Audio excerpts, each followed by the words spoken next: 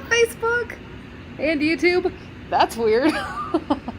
Normally, guys, I book a room to teach this class, but I didn't today. And now Megan's next to me, monitoring the whole class. Oh, this is gonna be fun. You guys are having fun with me. This is gonna be good.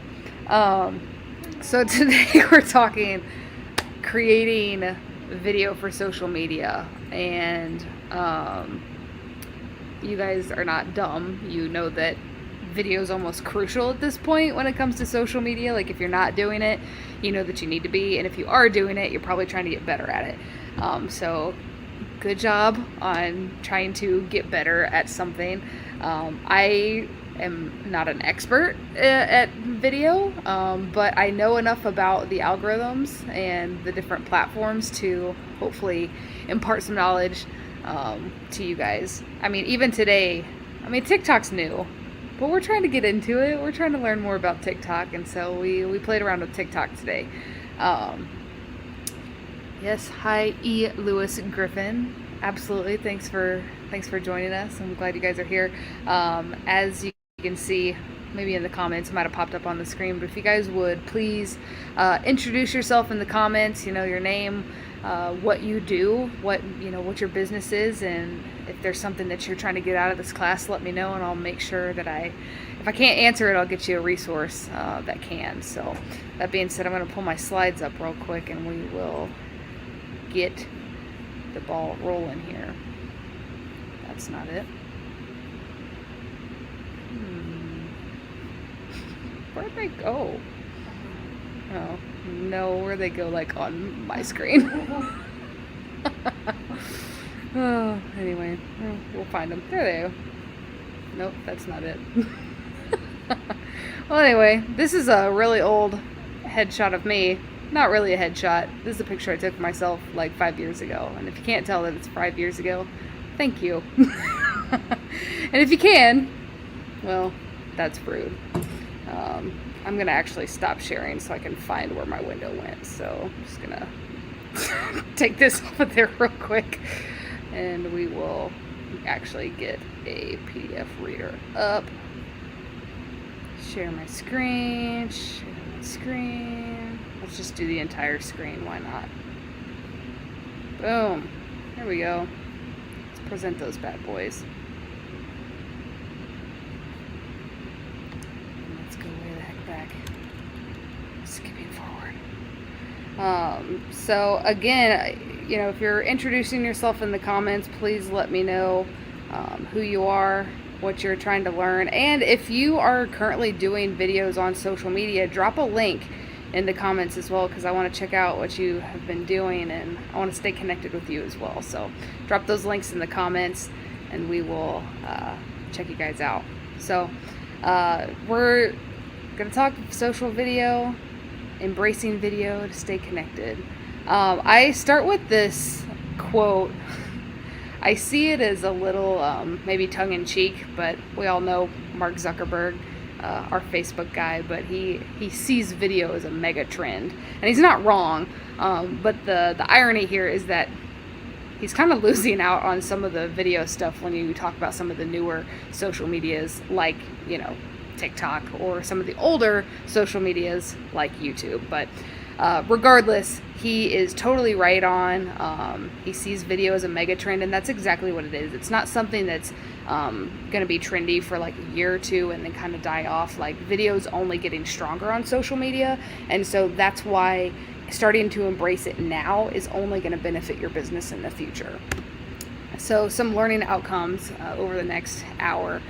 I'm going to talk to you about why video matters, and we're going to talk about algorithms and customer acquisition and building your pipeline, using the tools that you have, so you don't need to go out and buy like some fancy camera. We all have fancy enough cameras in our pockets. And then we're going to talk about like the actual logistics of shooting a video, and then talking about the different platforms you can put those videos on, and then just mentally preparing for shooting a video. So we're going to go over these 5 things, and of course, if you guys have any questions, make sure to drop those in the comments as well, and I will get those answered. So real quick, why video matters. It's kind of an old statistic, but still super relevant. In 2019, 80% of online content was video. 80%. The internet is really big, you guys, and for 80% of it to just be video is really insane. And honestly, that number is trending upward. So if you want to be in the majority of where all the content is, you're gonna have to start creating online content in the form of video. 90% of users watch videos to make buying decisions. You can see that like on Amazon, if you're getting ready to, buy something on there, there's always, like if you're scrolling through pictures, we like looking at pictures, but we want to see the video too. We want to see how you operate this. Even as simple as like, if you're going to buy, I'll tell you a recent purchase I just bought. So I have a 10-month-old, and we bought one of those like climber things, like the foam pads that she can climb around on. But it's really hard to know how big those are. But in a video, I can see when a baby is standing next to it, how big this thing actually is. So video really does help people make buying decisions, not only on Amazon, but on Facebook and Instagram and TikTok and YouTube as well. Viewers are retaining more information when they're watching video, as opposed to like reading it or just seeing it in a photograph. So if you can tell people something, if you can use your voice, if you can, use your hands and have that action, it sticks in people's brains a lot better. All right. Private investigator, Lisa, I need to know your story.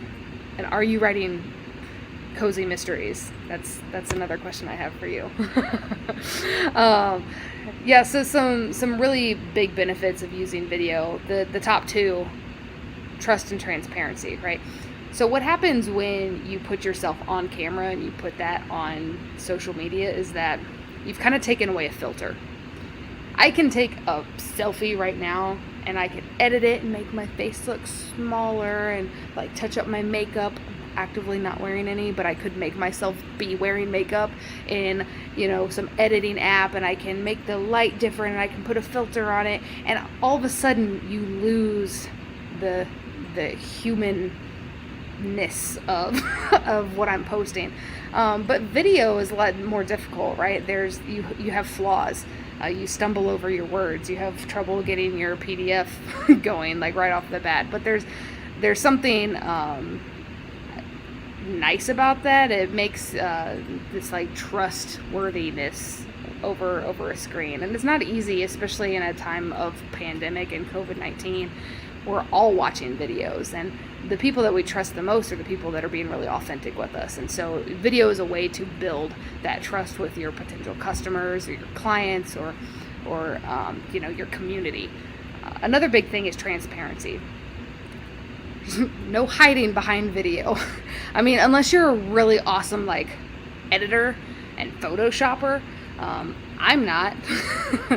But if you are, I guess you can, twist some things around in your video, but you're a real transparent person when you're in video because you're talking directly to your customer. And so these two things, opposed from, all the benefits you get of using video as part of an algorithm, you're also building your brand online as a trustworthy and a transparent brand. You're not lying to anybody. You're not trying to pull the wool over their eyes. There's no facade here. You're just being uniquely you, and that's why people will continue to follow you and watch your videos.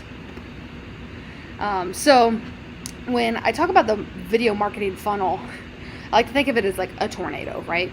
But you have to go into videos with the mentality of like, I have to start here and then I have to move down the funnel, right? I have to get closer and closer to my target audience. So my big top of my funnel here is all about enticing people. Like, I just need people to watch this video so they get interested in what I'm doing. And that comes in the form of like vlogging, what you're doing in your day, social video, like just being really interactive with people, entertaining them, showing them how to do something, doing a demo of a product, just introducing them to you, but you're not trying to sell them on anything, right? Like, this is just introductory. It's saying like, this is who I am. Let me teach you a cool thing that I do.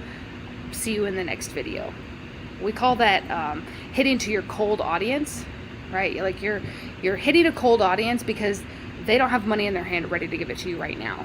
But if you can get that cold audience and warm them up a little bit, then we can move further down the funnel. So if I see your video on something that's really popular right now with my wife is organizational videos, like taking a junk drawer and like cleaning it and getting all like rid of all the stuff you don't need and then organizing it, right? So if she watched something like that, well, maybe the person who's creating this content is somebody who sells drawer organizers or something, or maybe they're an organizer that you can hire. But if she's watching this video and she's like, wow, our junk drawer is disgusting, we need to fix it, we need to clean it, now we're enticed, right? Now we can move into this warm audience where we're open to being sold to. But you want to be careful, right? You don't want to sell people right off the bat. So we entice them first. Then we kind of move down into the warmer audience, which is interest, right? We give them more information. Not only do we show them how to use this product, but all the benefits of that product, right?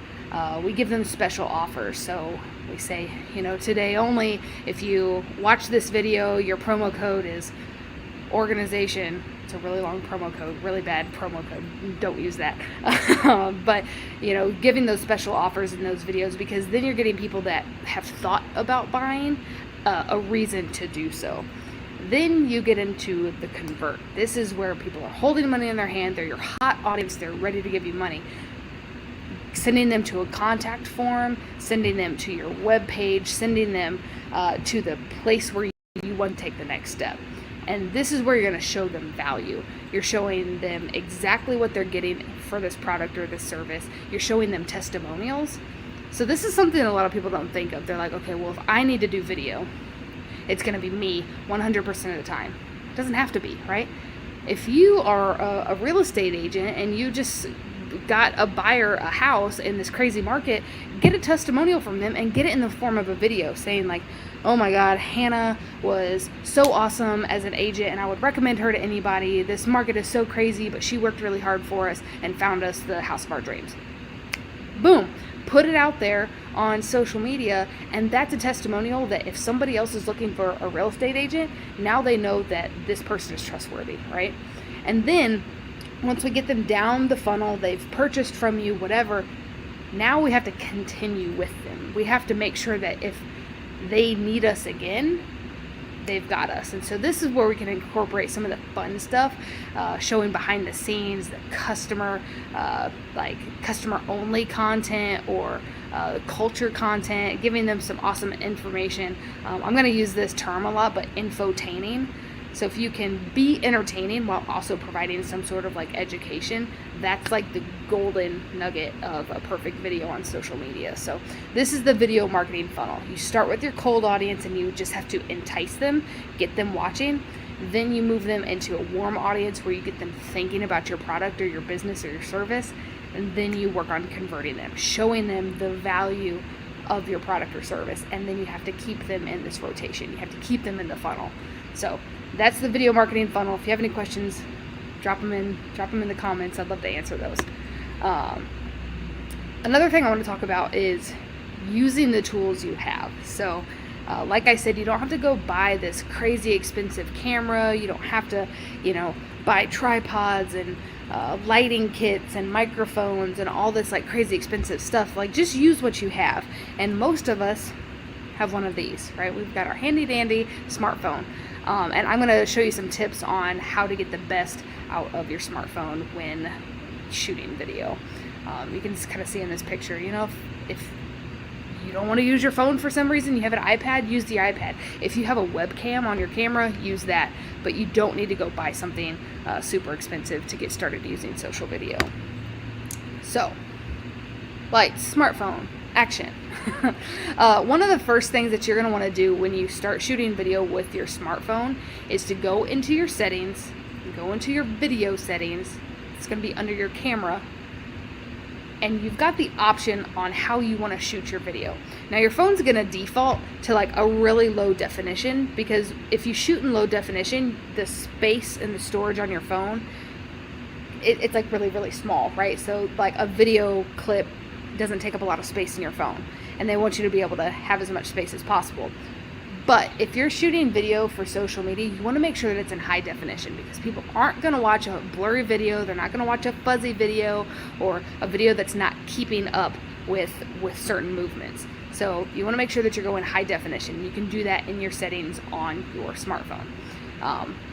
Shooting in 4K is probably your best bet, but as long as you're shooting, at a good like frame per minute, you're going to be okay there. But 4K is the best. Now the thing, I already said it, it's going to take up a lot of space on your phone. What I would suggest is shoot the video in 4K and then transfer that video into the cloud somewhere. So if you have a Dropbox or Google Drive, or if you have a thumb drive, make sure that it gets somewhere off of your phone, so then you can delete it off your phone and get that space back. So shooting high definition is crucial when you're talking about posting videos to social media. Another thing that you might want to play around with, and not necessarily for videos including like you, but if you're shooting something else, or if you're showing someone how to use your product or service, play around with the slow motion camera and the time-lapse camera. These, just like they look, slow motion is something happening really, really slowly. So if you're showing how a product works, maybe it's, something that you do really quickly, and it's some sort of machine that you can slow down and people can see the process. That's going to be really visually stimulating for a lot of people, and they're going to want to watch that. On the complete opposite end of that are time-lapse videos. If you are a landscaper, you can set up your phone and have it shooting, you doing a landscaping project in a backyard, and it's going to take like maybe a 4-hour project and squeeze it down into, like 2 or 3 minutes, right? So you can play around with that, and you can show people the process of which you do your job.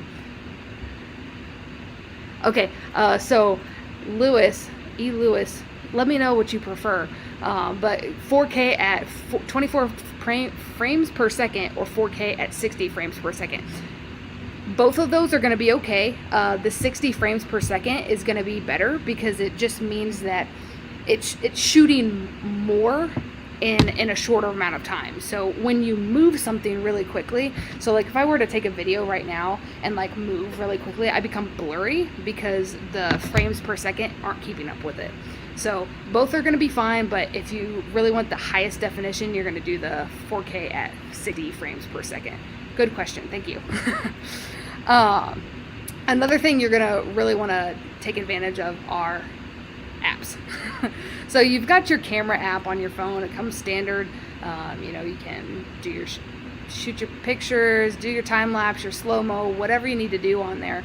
But there's a lot of apps that make video editing kind of fun. And if you are someone like me, I really like editing videos.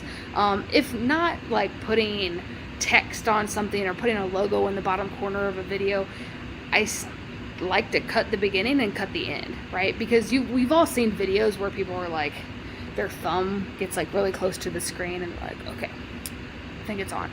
Hey everybody, I'm gonna start talking. Well, we could have cut those like first 3 seconds, right? Because we didn't need somebody's thumb like up in the camera, and we certainly don't need it at the end when they're like, okay, well, if you have any questions, make sure to let me know in the comments. See you later, bye. And then hit the button again. So we can use certain apps to cut the beginning and cut the end to make it a little more seamless.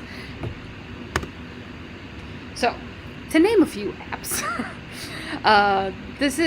these are probably like the top 10. Are there 10 on there? 11? I can't count. But if you want to get on your App Store, your Play Store, all of these apps are really great for shooting video. In particular, InShot is really popular with a lot of people. Vimeo, iMovie is going to be like for higher quality editing. So if you are looking to shoot like a promo video or commercial or something, you might want to use iMovie. Or even if you're like gonna start doing YouTube videos, it's kind of fun to have like different transitions and stuff, and iMovie allows for that. And then of course, TikTok. Everybody's favorite, right? I am sure there's plenty of people that are like groaning because I just mentioned TikTok. Rule number 1, you do not have to do anything that you do not want to do. So if you don't want to mess with TikTok, toss it out the window. We don't need to worry about it. If you're the type of person that's like, listen, this thing is new, I want to try it, I want to be hip with the cool kids, then TikTok may be for you. And I'm going to try to explain how you can do some social media on TikTok as well. But TikTok's really cool because it's vertical video. If you would have asked me like a year ago if vertical video was anything that I would think would ever be a thing, I'd be like, no, vertical video is terrible. I hate looking at it. But now vertical video is making a comeback. So TikTok is a really great avenue for a lot of people who are trying to educate through their business. I'm trying to develop a class on TikTok, you guys. It's just taking some time because I have to learn it. I have to learn the ins and outs in TikTok before I can pass that knowledge on to you. But in the meantime, if you do want a one-on-one specifically for TikTok, reach out to me. Shoot us an email, shoot us a message on Facebook, and I will do my very best. And we can shoot a TikTok together. It'll be fun. So blurry. Okay, here we go. So I also want to talk about the logistics of shooting a video. So I did just mention vertical video. And what I mean by that is like the orientation of what you're shooting your video, right? So this would be vertical orientation. TikTok, Facebook stories, Instagram stories, those are things that you want to shoot vertically.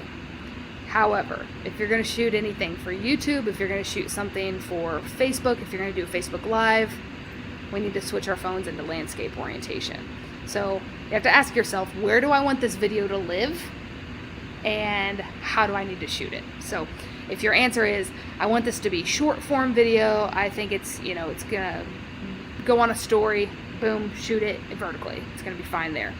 If you're not sure, if you're like, well, I don't really know where I want to put this video, I just know that I want to shoot it, always default to landscape orientation. Because what you can do is if I shoot a video this way, this is crazy. I'm guessing most people are watching this on their smartphones. Let me know if you're watching it like on a desktop or laptop or something. But this screen right now is in landscape orientation.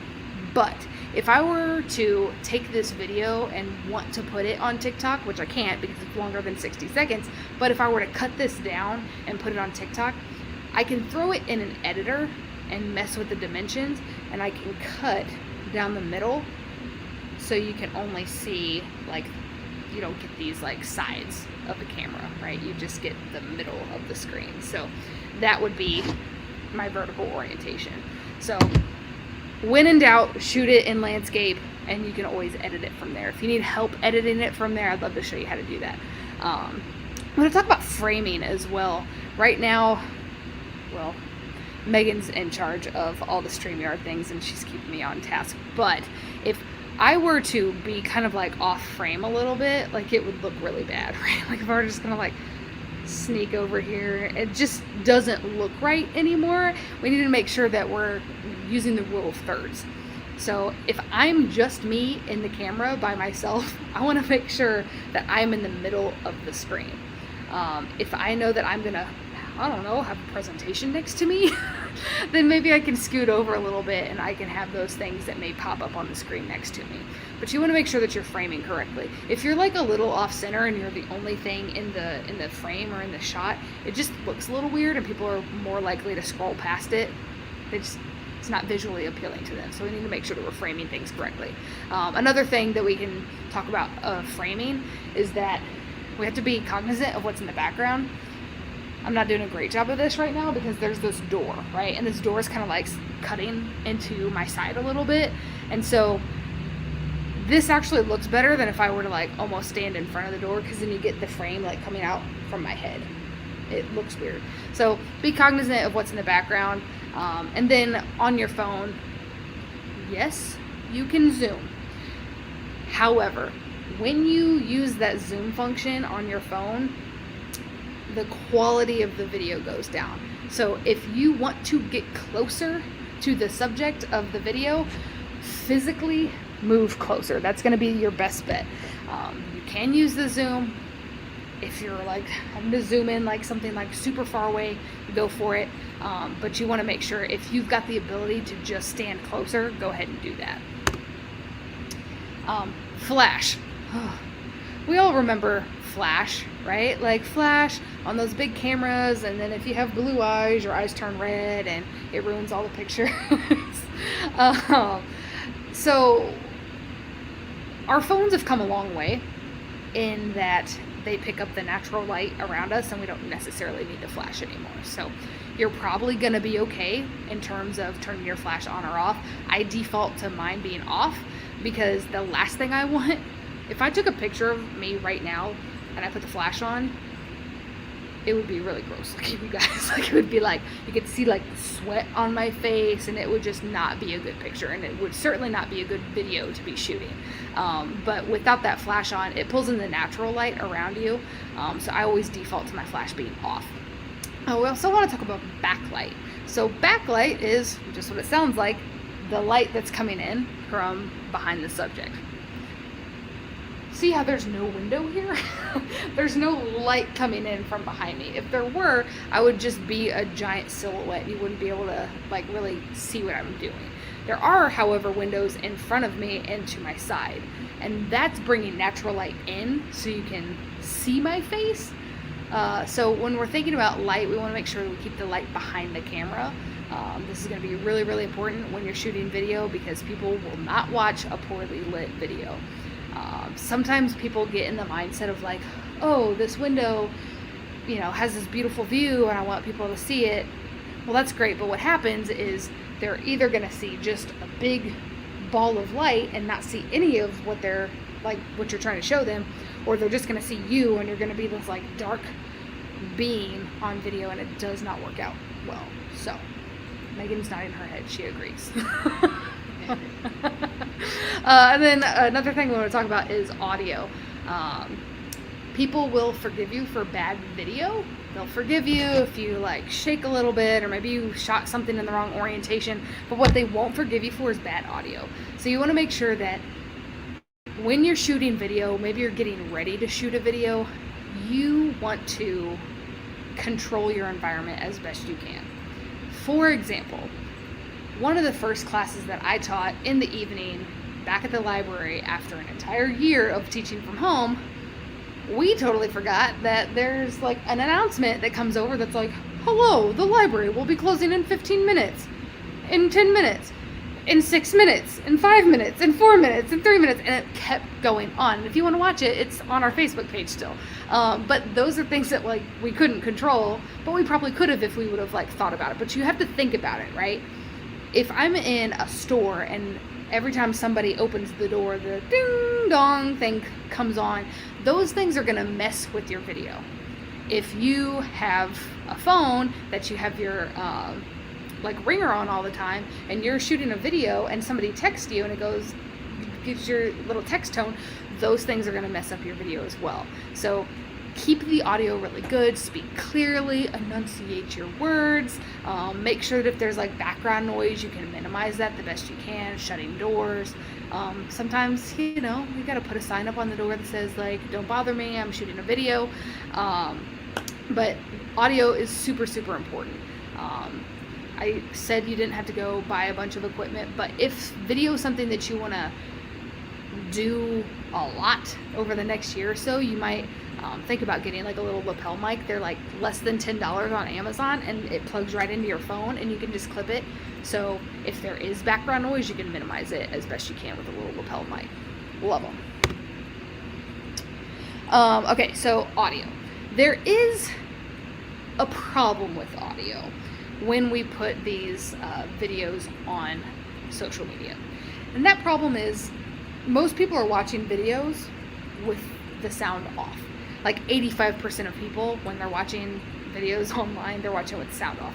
Now, you all know the people that don't watch video with the sound off. Those are the people in public, in the grocery store, checkout line, and they're just watching whatever they want online. And everybody's like, oh my God, that is so rude, right? So us, as not rude people, we are usually watching things with the sound off. Well, that's a problem if you're a business owner and you're trying to shoot video and get people to watch, because you're probably saying things that they need to hear, right?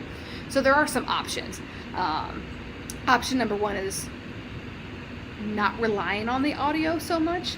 A good example of this would be if you are a landscaper, let's say, you can show maybe like a before scene of a yard and then show an after scene of the yard, and you don't really have to say anything, right? Everything you want to say you can put in the copy of that post. So One option is to not have any audio at all. Another option, slightly difficult, is subtitles, right? Subtitles are great. People will read them. We're like, our monkey brains like to read things. We can't help it. When words are put in front of our face, we read them. Luckily, we were taught to read at a young age, so now we can read all sorts of things. But when words are put in front of our face, we automatically read them, which is why subtitles do so well on social media, because when we start reading something, we kind of can't stop. So if the subtitles keep coming, we're going to watch this whole video because we want to know what happens. Facebook does a really great job of this. So if you upload a video, you have the option to have them upload subtitles for you. It listens to your video. It asks you, like, okay, what language is this in? It's probably in English. If you're watching this, hit English, American English. It's going to listen for it. It's going to create subtitles for you. Now, sometimes they're not the most accurate, and you may need to go back in there and make sure that those are correct. And there's an easy edit button. You just jump in there and type what the real word was. Another best option, honestly, is to just ask your viewers to watch this video with the sound on. This is something that a lot of people are doing, so don't feel like a weirdo when you're like, oh, make sure to watch this with the sound on. People are doing this. This is like common practice now. So if you are shooting a video and you're talking a lot and you really want people to hear what you're saying, just ask them to watch it with the sound on. Now, there is a fourth option for audio. Fourth option for audio is make it so freaking good in the first 3 seconds that people cannot help themselves but to click on it. They're like, oh my god, this video is so appealing and so awesome, and it looks really interesting that I must watch it with the sound on. And they click it. Doesn't happen often. I joke because I can watch like 12-minute videos on Facebook with no sound. And like, sometimes it sounds really crucial. For example, like competition singing shows. American Idol. Kind of important to watch this with the audio, right? Nah. Watch it with the subtitles. Like, I know she's probably singing good because they hit the yay, you get to go to the... I'm confusing my competition singing shows. But anyway, if you make it so good in the first 3 seconds of the video, then you don't have to worry about the audio problem. But most of us have a really hard time with that. So think about using videos with no audio. Think about using those subtitles and just asking people to watch it with the sound on. All right. Let's see. Sarah, I have trouble getting Facebook Live in Facebook and keeping it there when I go live. Tell me more. Tell me more about that question. So you have trouble getting Facebook Live in Facebook and keeping it there when you go live. I'm going to need some more information, Sarah. If you could rephrase that question for me, or if Megan has any ideas, I would love to answer your Facebook Live question. Facebook Live is probably one of the greatest inventions that Facebook ever had. You definitely don't have to apologize. I have had a very long day, so your question probably makes perfect sense, and I'm just not picking up on it. So rephrase it and I'll make sure to answer it for you. But Facebook Live is super, super cool. It hits more people. Honestly, pre-recorded video is doing well if your page is super engaging, but if it's not super engaging, making it go live is what you need to do. And sometimes live video is scary. Live video is super scary. We're live right now and it's terrifying. Oh, keep it in the landscape. Yes. It's so hard sometimes because if you start, okay, here's the tip. This is how you fix it. Hannah's got your answer. When you start your Facebook Live, this is so weird, but when you are on Facebook and you're holding your phone like this, because this is how people hold their phones, and you hit that go live, it locks it in this way, like automatically. So when you do it, make sure to turn your phone in the landscape orientation first before you hit create a live video, because it locks it in right away. Now, Facebook has changed very frequently over the last couple of years, so it may have changed since I've last done it, but usually when it locks it in, as long as you don't flip it, you're going to be okay. But this will fix all your problems. Just start in the landscape orientation, hit your create live, and let it go. If you put your phone up on a bookshelf or something, or if you have like a cheap little tripod or something, this is going to help you a lot. So I hope that answers your question. Let's see. Video on Facebook. So perfect. Facebook is a really visual social media platform, and a good thing to do with videos on Facebook is to create certain playlists. So if you have a business page on Facebook, you can separate your videos into these playlists, or kind of like folders. So you'll see, after the class, don't leave now, but under the Square One videos, you can see we've got Get the Grant video series. We've got Kelly database videos. We've got a bunch of social media videos that I'm teaching, but we can separate them out into different playlists, because if somebody's interested in this video that I teach, they might also be interested in the other class that I teach, right? So we keep those in playlists. That's a really awesome tool that Facebook has. Another thing that you might consider doing is shooting a introductory video for your Facebook page. And it can be as simple as like, hi, I'm Hannah. I hope you guys like my page. Please, like and comment on my stuff. This is what I do. This is what I'm passionate about. And if you have any questions, please feel free to message me. And then pin that video to the top of your newsfeed. And it's super, super easy. All you do when you upload that video, you go into the options, you click that, and it will say pin video to top of page. Boom. Pin it, and it's always going to be the first thing that pops up when somebody visits your page. So you want to make sure that that featured video is relevant, number one. So if you were an event-based business, Square One, we put on a lot of events, a lot of virtual events at the moment, but maybe one day we can get back in person. But we want to make sure that that featured video is always talking about the next event we have coming up. What we don't want is to have that video pinned and then the event come and go and it still be on the top of the page. We want to make sure that we're changing it frequently. But if you're not an event-based business, or if you maybe you're like a consultant, you want to make sure that that video just explains who you are and why you got into the business and how you can help your clients, right? So adding a featured video is crucial when you're on Facebook. Another thing about Facebook is that when you're adding videos to Facebook, you want to make sure that they're native to Facebook. And what that means is you're uploading your file directly to that platform. So I get this question a lot. When people start shooting video, they want to put their video like everywhere, right? Because they worked really hard to do it and they want to make sure it's on all the social platforms. So they're like, well, I uploaded it to YouTube, then I copied that link, and then I shared it to Facebook, and I didn't get any likes on Facebook. I'm like, well, it's because you shared a YouTube link. Now, Facebook loves native video because they want ownership of a thing, but when you share a YouTube link to Facebook, what happens when somebody tries to watch that is they're taken to YouTube, owned by Google, which is Facebook's biggest competition, right? So we want to make sure that when we create a video, we upload it directly to Facebook, directly to YouTube, directly to TikTok, directly to LinkedIn, wherever you're going to put that video, upload it directly to each platform. A good example, I just had a one-on-one earlier about TikTok. Now you can shoot and edit a video right in the TikTok app, and you can upload it right in the app. You can also share it to your Instagram story. That's fine. But what happens if you would try to share that to Facebook? It's coming from TikTok, and so if somebody clicked on it, they'd be taken somewhere else. But there's a way around that. If you're on the TikTok app, there's an option to save the video to your device.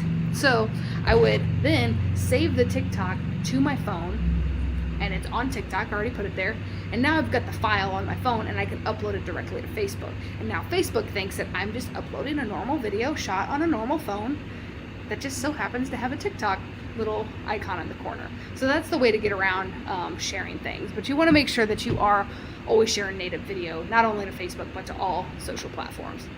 And another thing that we want to do, especially in videos on Facebook, really on YouTube as well, but you want to make sure that you end your video with a call to action. You don't want to just shoot a video and then say, okay, bye everybody, and like exit the frame, right? You want to give them something else, like, where do we go from here? Like, what step do I take next? Now, if you've watched any YouTube videos, you probably hear people say, make sure to like and subscribe, and I'll see you next week for my next video, right? Like, they're telling you, make sure to like this video and subscribe to my channel.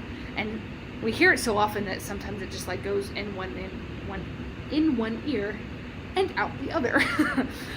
But when we have that call to action, it gives somebody something to do. So you'll notice at the end of this particular video, I'm going to ask you to fill out a survey. I'm going to ask you to, pipe something in the comments. I'm going to ask you to make sure to come back for my next class. And I'm going to leave you with lots of different steps to take. And as long as you take one of them, namely the survey, I'll be really happy about that. Videos on YouTube, so slightly different than Facebook, but we want to make sure that on YouTube you're really like targeting your audience. You want to make sure that you're hitting your niche. So if you serve a particular demographic, you want to make sure that that is on your channel, like you're talking directly to them. You don't want to be so broad because YouTube is huge, right? And if people are like looking for a specific video, you want to make sure that you come up first. So really think about the language that they're using when they're searching in that search box. Nobody is searching for language that they don't understand. So if you use specific like jargon in your business that is very specific to your industry, think about what your customer would call that and then use that on YouTube instead. YouTube is really fun because you can kind of be interactive with your viewers. You can have them ask you questions in the comments and tell them that you're going to answer it in the next video. You can do, ask me anythings. You can have them click to your next videos. There's a bunch of stuff that you can do on YouTube that you can't do on Facebook. Probably the biggest thing, not only on YouTube, but across any social media platform, is you have to be consistent. So if you start a YouTube channel and you are like, I am going to post every Thursday night. I'm going to do a video every Thursday night. It's going to go live on YouTube. If you don't do it, if you don't do what you said you were going to do, people are going to unfollow you. They're going to unsubscribe. They're not going to watch your videos anymore because you're unreliable. And if you're unreliable in social media and on video, you're probably an unreliable business person. I mean, that may not be true, but that's what they're going to think, right? So if you say you're going to do a thing, make sure you do it. And you have to stay consistent. Consistency is the best thing you can do to get a dead channel alive again. We had this conversation a lot. If you created a Facebook page or a YouTube channel like 10 years ago and you just kind of like stop posting on it and you're like, oh, I really need to not neglect my YouTube channel, my Facebook page, it's really hard to dig yourself out of that hole. But what you can do is just start posting consistently. The consistency is going to help that algorithm bump you back up into like normal people land where you can actually get viewers again. Tammy, YouTube is more popular, but what do you think about Vimeo? I actually like Vimeo. I like Vimeo as a way to share videos with other people. So a project I'm working on right now is with Mid-Continent's library by mail department. And so what they do is send books to homebound people. So lots of nursing homes, lots of people just out of surgery, or even COVID patients. So they send these books in these like Ziploc packages out. But it's really hard to talk about that service. And so what we're doing with Vimeo is we are creating this video. And if we put it on Vimeo, it actually gives you a link, right, that we can then share with administrators of nursing homes or people in hospitals or caretakers of the elderly, right? And they're able to see that video without it being like super public, right? Because library by mail is not for everyone, it's just for the homebound people. But if it gets to that specific person, then it did its job. So I really like Vimeo if you are shooting video for a specific person and you're sending a link to your audience. So I like Vimeo. I think if you're comfortable with Vimeo, you should do it. Whatever you're most comfortable with, go for it. And the thing is even if you're posting to Vimeo, it doesn't mean you can't post to YouTube. It doesn't mean you can't post to Facebook. You've got the original file. So see how you do on Vimeo and then test out YouTube the next month and then test out Facebook the next month. Wherever your audience is, that's where you want to be. So I hope that answered your question, Tammy. Another thing we want to do on YouTube is be searchable. So this kind of goes back to using the same language as our customer. We want to make sure that when they're searching in that search box, our videos pop up first. And a really bad example is to say like, how to change a tire, right? Like how to change a tire. I've not Googled this or YouTubed this, but I'm guessing there's like billions of videos on how to change a tire because a million people have done that same video. But if you get more specific to your audience, if you say how to change a tire on the side of the highway in the middle of the night, like all of a sudden you're adding more things, you're getting more specific, and people are like, oh, this video is way better than this random person in their garage showing you how to change a tire. Or maybe you have a really specific type of car that you're showing how to change a tire. A conversation I had earlier was a Volkswagen. I think it was a Volkswagen. They were trying to change the tire on there, but the tool was different. Like they didn't have a special tool for it. So if you can get specific, like how to change a tire on a Volkswagen, that's a lot more searchable, right? Because somebody's looking for something specific. So always remember to be searchable. You have to be searchable, not only just on YouTube, across social medias, but especially on YouTube, because the world's largest search engine is Google. Google owns YouTube, so when people are Googling these things, your videos are still gonna pop up. And another thing we need to do is be shareable. Shareable content is what we're all after. We want to make sure that when we are creating these videos, we're providing value not only to the person watching, but they're going to know somebody who also needs that information. So I don't have a Volkswagen, but if I see this video and I know somebody who just bought a Volkswagen, I'm like, oh, I need to share this video with them so they know how to change the tire on their new car, right? So we want to have shareable content on YouTube. Video on Instagram. So we want to make sure that in the copy of an Instagram video, we're reducing the amount of words. We want to make sure that we're not like killing people with a bunch of text, because they're probably not going to read this entire thing and also watch a video. We need to choose one or the other. But we need to stay on theme to Instagram.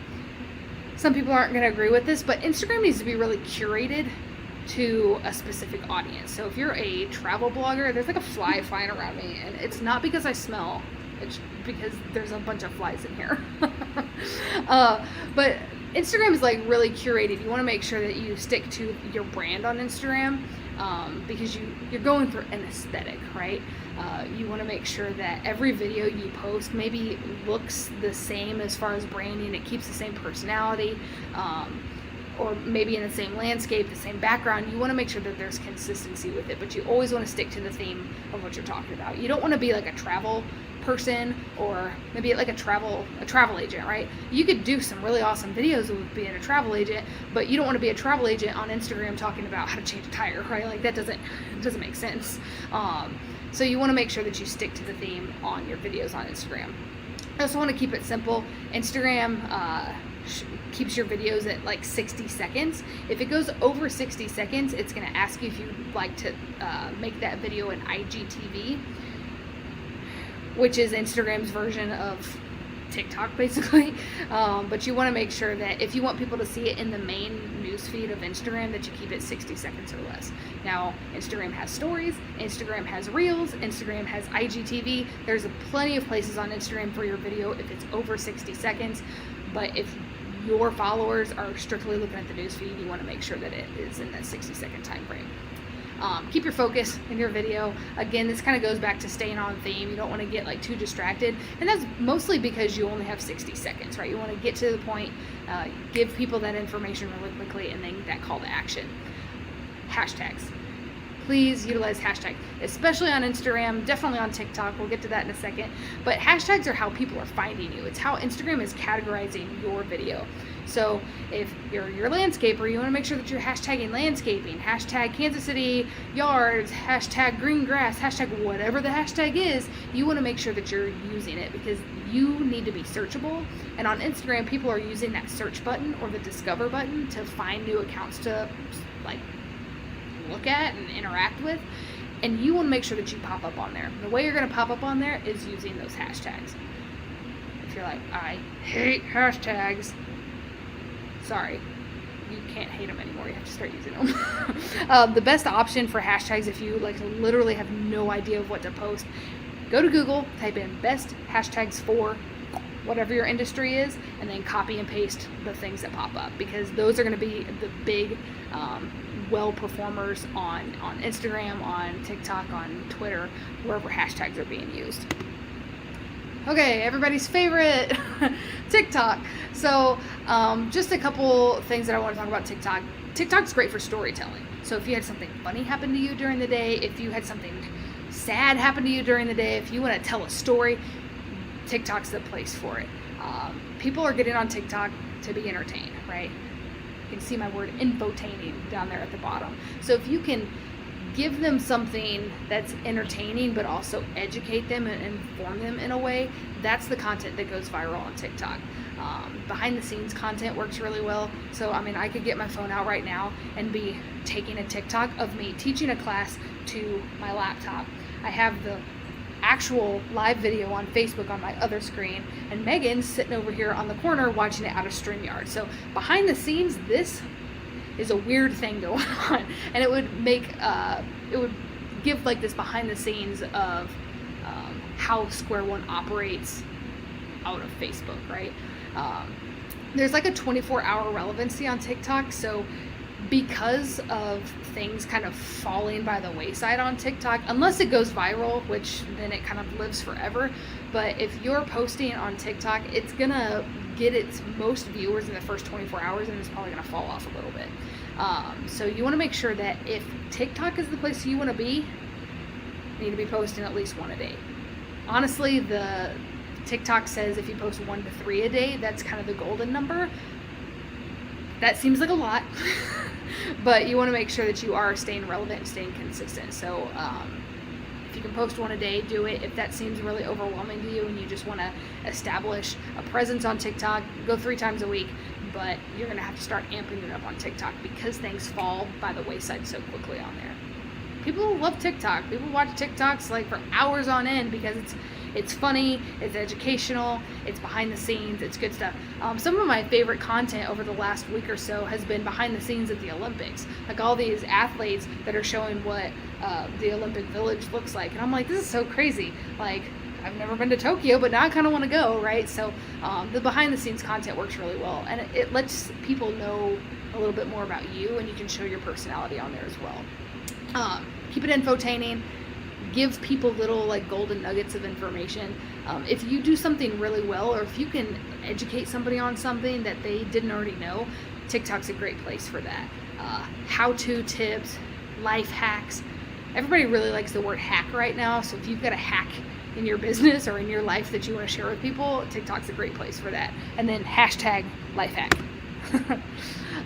Another thing we want to do is like mentally prepare for video. I said earlier, people get like really stressed out about video, and for good reason. Like it's scary to be in front of a camera. And so there are 3 things that you need to do to mentally prepare. 1, this is pretty crazy, but you need to make eye contact with the camera. I'm not doing a great job of it, but I'm trying a lot harder today to look into the eye of the camera. Like I'm trying to look directly at you, because when I make eye contact with the viewer, it seems like I'm talking to you, right? Like that's just good manners to make eye contact. And so that also helps us not look at ourselves, right? I can see myself on this other screen and I can't look at it, because if I look over there, I'm like, oh my God, Hannah, you look like a train wreck.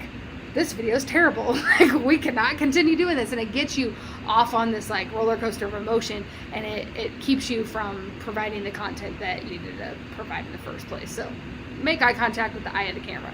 Another thing we can do, this is just psychology, and I really hate telling people that they need to smile, but if you smile, you like action creates a reaction, right? So if I just like force myself to smile and force myself like, hey, I'm really happy, this is awesome, I'm totally not freaking out, I'm totally not scared about being in a live video, I am having a really great time right now, I start to believe it, and my viewers will believe it too. So thanks for watching, you guys. Another thing to do to mentally prepare for a video is just to kind of like compose yourself for a minute, like right before you hit that button, the record button or the go live button or whatever it is, the post button even. Just take a deep breath and know that everything you're doing is to make your business better. Like you're not shooting video because you just feel like it, right? Like you're doing it because it helps the algorithm, and the algorithm helps your page get seen by viewers. And if your page is seen by more people, those people come into your pipeline, those pipeline, eventually maybe customers, right? So you have to think of this as a business tool and take a deep breath. You're doing this not for you, but for your customers. We do hard things all the time. Another thing we can do to mentally prepare is to have a plan. Now, I'm not saying write a script. Script writing is for Hollywood. It's not for videos on social media, because if I had a script right now, what I would be doing is reading the script. And if I read a script, I'm not human anymore. I lose that trust and transparency that comes along with that authenticity in a video. So having a plan, like hit your bullet points, maybe have like some post-it notes like taped to the side of the screen or something, so you just make sure that you hit those things. So have a general idea of what you want to talk about, so you don't get like off on a rant, but don't write every single word down, or else you're going to get so stuck on it that you're going to get lost and you're not going to be able to find your way back. Knowing your surroundings, again, this is talking about like the light or the audio, right? Like, this door is locked, so people can't come in and be like, what's up, Hannah, what are you doing? And I'm like, yeah, I'm on a live video, but come on in. So you want to make sure that you know what your surroundings are. One of my favorite videos on the internet is like this beautiful proposal, like in front of a water fountain, and there's like a dog pooping in the background. It's awesome. I'm like, this is the best video of my entire life. Because like, you guys are at a park, like you can't really control what's happening with all the other people in the background, but just knowing where your surroundings are and control the things you can control. Try not to be too stiff. Today I've actually lifted my desk up and I'm standing, which hurts my back a little bit, but it helps me from getting too stiff and sitting in my chair, and I feel like a lot more relatable. I can like move around a little bit and have a real conversation with you guys. So if it helps you to stand up while shooting a video, definitely try that. And then with anything you do, but especially video, we always have to keep our customer in mind. We're not doing this for us, we're doing this for them. So if you're thinking to yourself, would my customer watch this? If the answer is no, then why are we doing it? Am I providing value for my customer? The answer has to be yes. And the value can be education, it can be information, it can be entertaining, it can be fun, it can be a meme, it can be anything. But it has to provide some sort of value to them. And if it doesn't, you're wasting your time and you're wasting their time, because they're not going to watch it. And if they don't watch your videos, you're not getting the likes and the comments, the reactions, the shares, and then you're just hurting your own social media page. So, most important thing, we have to try new things. Video is probably new for a lot of you, and that's okay. We want you to just try it. You don't have to post it. All you have to do is record yourself talking for a minute or so about something, and then just watch it back. Because if you just practice enough, you're going to get comfortable enough to the point that you're going to post it. And if you post it, you're going to be like, that wasn't so bad. I took my deep breath. I made eye contact. I wasn't too stiff. I didn't have a script. And you're going to get better. The more you do video, the better you're going to get. And if we continually post every day, if we're consistent with our video making, all of a sudden we kind of lose that fear and that stress that we had to begin with. So try new things. If you want to download TikTok and try that out. If you are wanting to play around with Snapchat, download Snapchat and play around with that. If you don't have an Instagram but you have a Facebook, download Instagram and try something new there. If you want to utilize stories, start utilizing stories. But as business owners, we know that if we don't learn new things, we're not getting any better, we're actually getting worse, right? Because people are moving further ahead of us, and that's the last thing we want is to be forgotten, right? So we kind of have to keep up with the times. We have to keep learning new things. We have to keep trying new things, and we have to take our deep breath, be brave, and try something new. But also, after we try new things, we also have to fill out surveys. So here's my call to action. Please, please, please fill out that survey for me. It makes a huge difference in the Square One like funding. It makes a huge difference in our Kauffman grant. It makes a huge difference with Katina, our statistician, who will yell at me if you don't fill it out. So please fill that out for me. Let us know what kind of content you want to see from us in the future. Let us know if you want a one-on-one. So there's going to be a place in that form that you can put your email if you want me to reach out to you. So schedule a one-on-one, please do that and we can get that scheduled. But I really appreciate you guys hanging in there with me this evening. Thanks for the questions. I'm really excited to have this class with you guys. And I have, let's see, what's my classes coming up. I've got a Canva series on YouTube.